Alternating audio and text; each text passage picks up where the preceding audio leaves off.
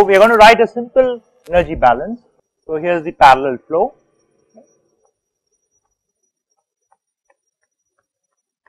I take a small element. So supposing if it is delta x, okay, some whatever small element, and let us assume that the area of heat transport in that element, okay. So this area is delta A. So that is the area of heat transport which is available for taking heat from the hot fluid to the cold fluid. So now I can write so the dq, which is the differential amount of heat that is actually transported from the hot to the cold fluid, okay. So that is given by minus m dot Cp into dTh, okay. So dTh is the temperature difference in the hot fluid in this element, okay. So dTh is the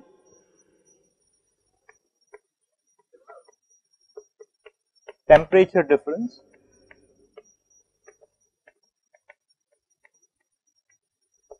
in delta x, okay. And at steady state, because there is no heat that is going out from the top and the bottom side, so that should be equal to m dot Cp multiplied by dTc, okay. So that is the amount of heat that is gained by the cold fluid. So now, but we also know that dq is given by u some delta T, okay, which is the difference in the temperature between these two chambers multiplied by the differential area, okay. So delta T is nothing but Th minus Tc. It is some representation of Th minus Tc. We will see that in a short while what it is, okay. So now,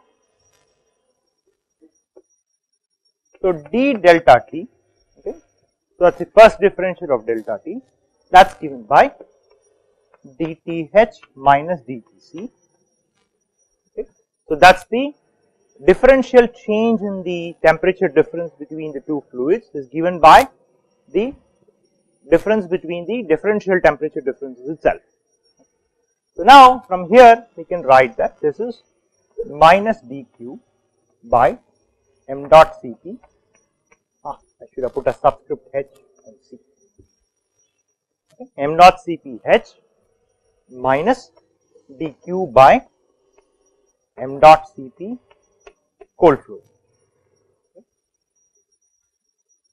So from here we can write,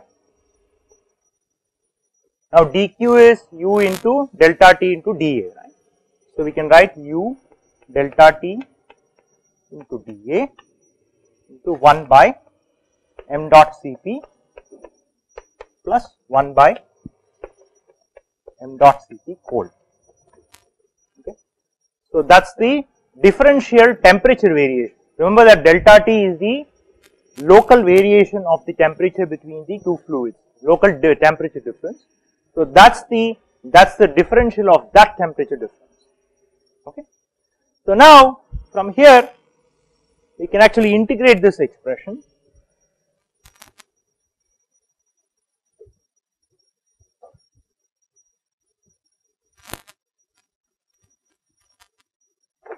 So we can integrate this expression. So we will have integral d delta T by delta T, that is equal to minus u, the properties are constant,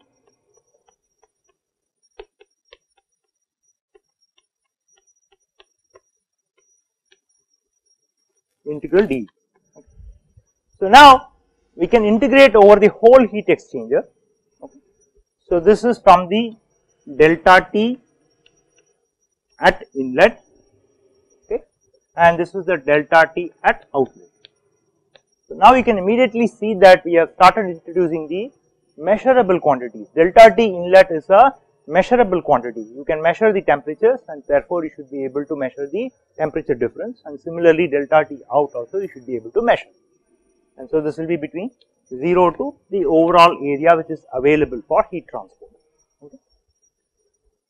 So that is nothing but that is ln delta T out divided by delta T in, okay, minus U 1 by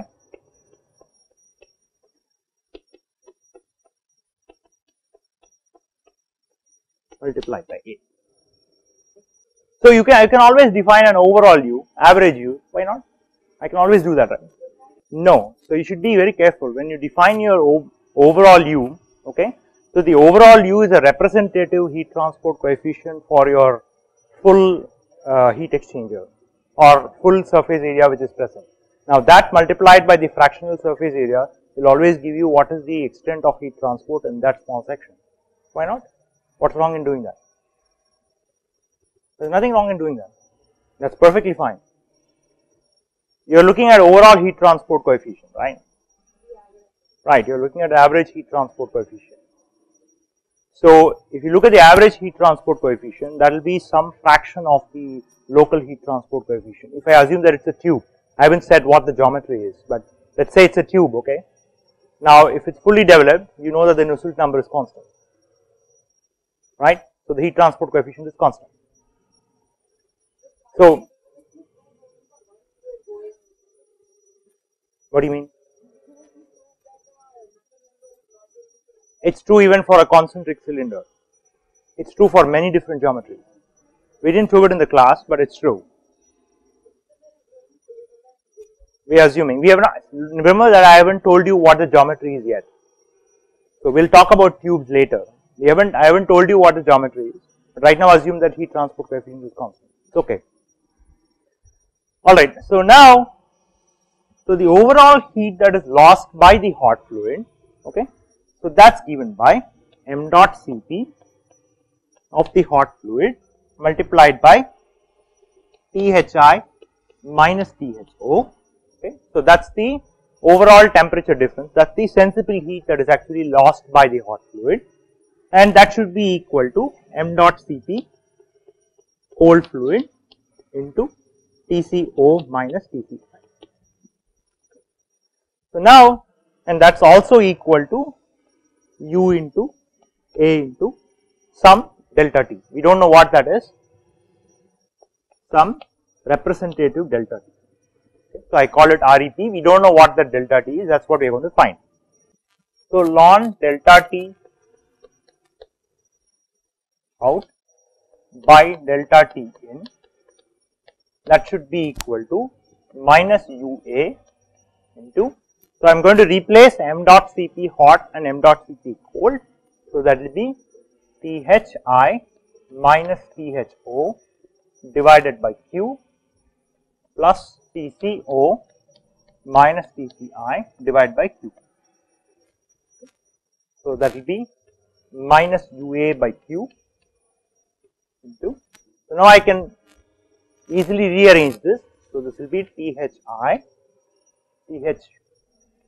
minus Tho over the minus sign, okay, Tci minus Tho minus Tco.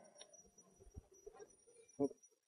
So that is nothing but UA by Q into delta T at the inlet, okay, with a minus sign, minus delta T at the outlet.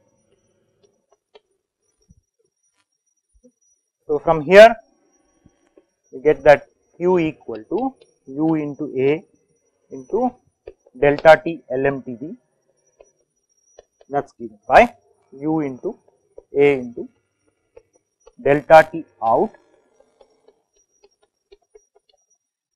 divided by ln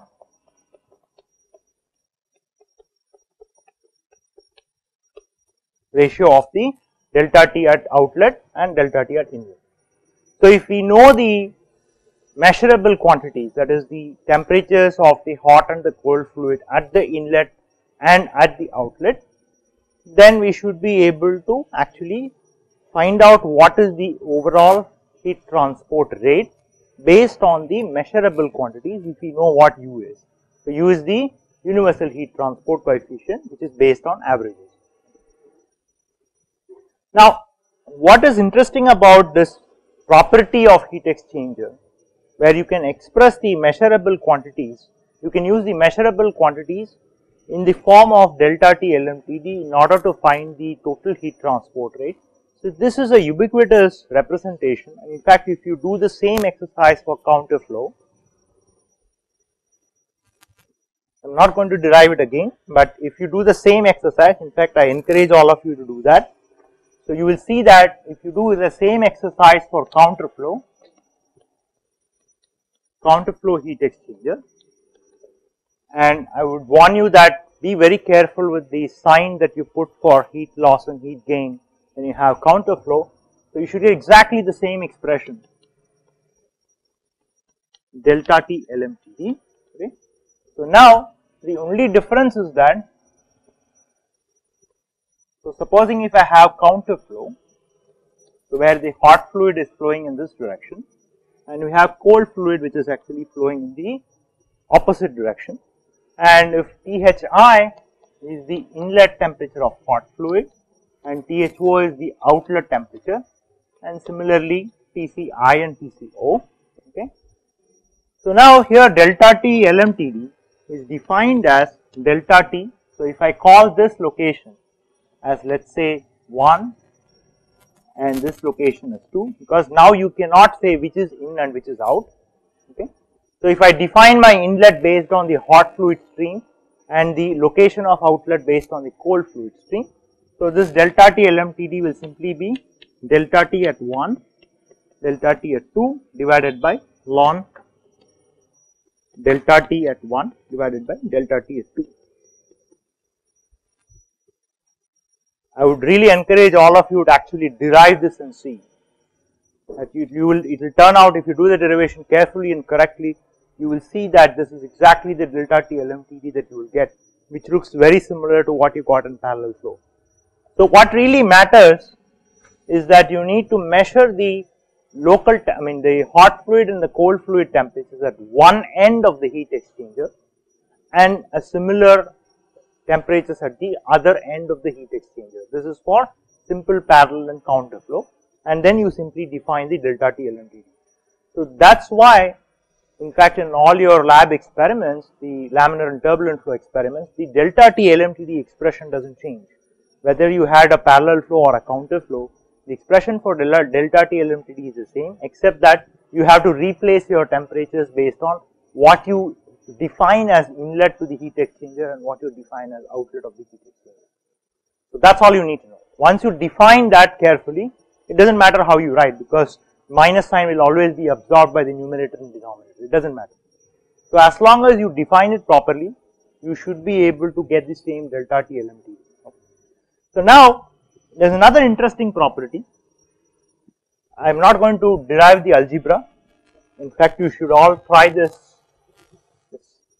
It is a little bit complicated algebra and it is doable.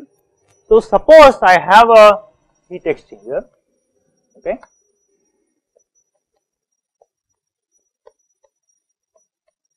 and I have specified the temperatures of the hot and the cold fluid inlet and outlet. Okay. So, this is for a parallel flow, okay. And similarly, I have a counter flow and I define the same inlet and outlet conditions for the hot and the cold fluid. Okay. So, this is my T3 and this is my T4. Okay. Same fluid, same temperatures. Okay. Question is which one is better? Okay. What is the answer? Counter flow. Why is that? It appears very intuitive, but it is important to know why. Okay, so let me draw the temperature profile. Okay. So, if this is the hot fluid, okay, so that is Thi and Tho and Tci and Tco, or I can put T1, T2, T3 and T4. Okay. So, that is the temperature profile for counter flow, and I can draw a similar temperature profile for parallel flow. So, that is my T1, T2, T3 and T4, where both are moving parallel.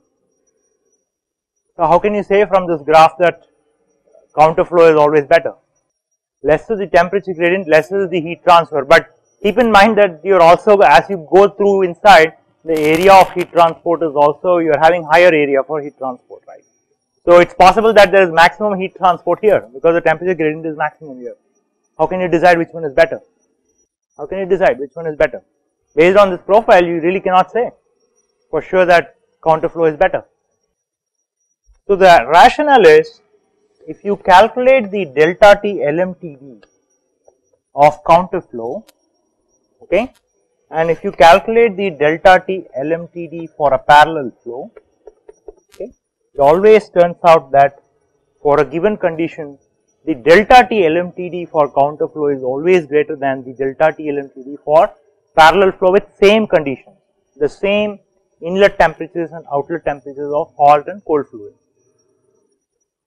I am not going to show this rigorously, but it is definitely possible to show, and it's not very, it's not impossible. The algebra is a little bit gory. I always want you to derive this and show that the counter flow delta T LMTD is greater than the parallel flow. You take delta T1, delta T2 divided by the log of the ratio of both cases, and you fix the temperatures and show that one expression is always going to be greater than the other one, okay. So it's not a simple exercise, there is a little bit tedious algebra involved. I like all of you to first try it.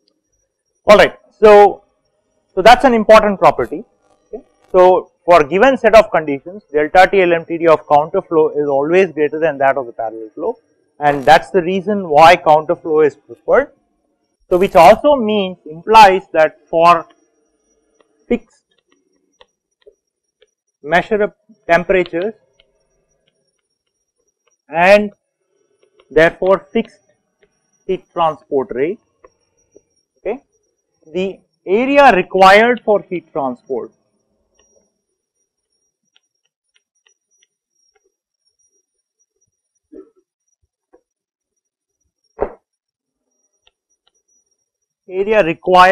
by counter flow is always smaller or lesser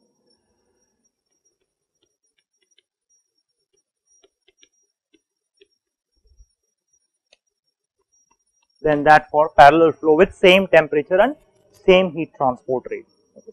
So therefore, it also implies that counter flow design is a cheaper design.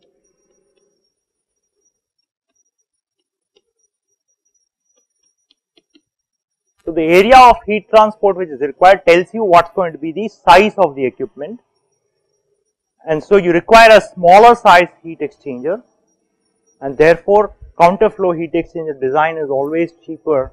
It's cheaper to construct a counter flow heat exchanger than to construct a parallel flow.